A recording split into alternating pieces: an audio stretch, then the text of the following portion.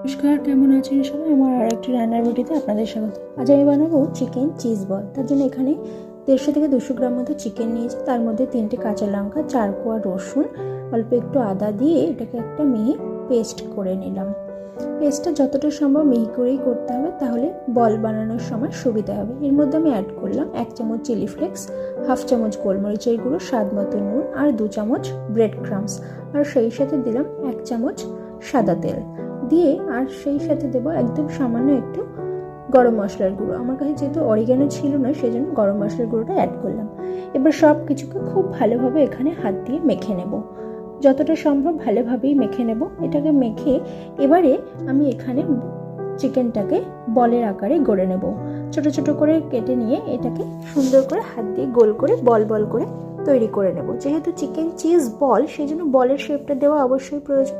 আমার কাছে খুব বেশি চিকেন ছিল না, যতটুকু পরিমাণ ছিল সেটুকু দিয়েই করলাম। তবে বলের যে এই যে আকারটা, সেটা একটু বড় করলেও অসুবিধা না, একটু বড় করলে সুবিধা হবে, চিজগুলো বেরিয়ে যাবে না।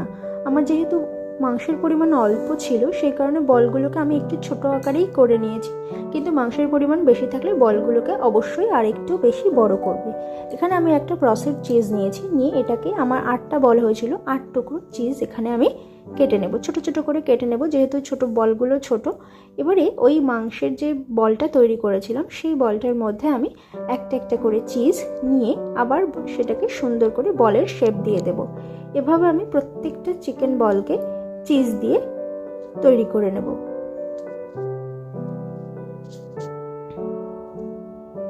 খেতে এটা অসাধারণ হয়েছিল আর দারুণ টেস্টি হয় খেতে। বাড়িতে অবশ্যই ট্রাই করে দেখো একবার তোমরা।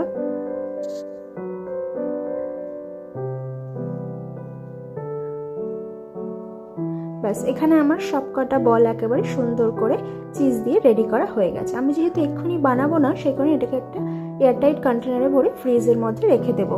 যখন বানাবো তার আগে তৈরি বের করে নেব। এবার এখানে আমি 2 চামচ কর্নফ্লাওয়ার নিলাম, তার মধ্যে একটু গোলমরিচের গুঁড়ো আর একটু নুন দিয়ে সামান্য জল দিয়ে এটাকে একটা ব্যাটার তৈরি করে রাখলাম। এবারে একটা প্লেটে আমি 2 চামচ মতো ব্রেড ক্রাম্বস নিলাম, নিয়ে এবারে যে চিকেনটা ছিল আমার, সেই বলগুলোকে ওই কর্নফ্লাওয়ারের ব্যাটারে ডুবিয়ে বিস্কুটের গুঁড়োতে দিয়ে আমি সুন্দর করে কোট করে নেব। একটাই কোট করব আমি, ডাবল কোট করব না। চাইলে ডাবল কোটও করতে পারো। আমি এখানে বিস্কুটের গুঁড়ো ব্যবহার করেছি, তোমরা চাইলে ব্রেড ক্রাম্বসও অবশ্যই ব্যবহার করতে পারো। বিস্কুটের গুঁড়ো বলতে অবশ্যই টোস্টের ইউজ করবে, অন্য কিছু ইউজ করবে না। এবার কড়াইতে আমি তেল গরম বসালাম, সাদা তেল গরম করতে বসালাম। তেলটা বেশ গরম হয়ে গেছে, গ্যাসের ফ্লেমটা একদম লো করে দিয়ে আমি প্রত্যেকটা বলকে এক এক করে এখানে ছেড়ে দেবো। গ্যাসের ফ্লেম একদম লো করে ধিমি আঁচে আমি এটা সমস্ত বলগুলোকে, চিকেন বলগুলোকে ভালোভাবে গোল্ডেন ব্রাউন করে ভেজে নেব।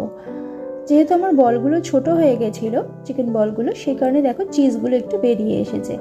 ব্যাস, আমার এখানে প্রত্যেকটা চিকেন বল সুন্দর করে গোল্ডেন ব্রাউন করে ভাজা হয়ে গেছে।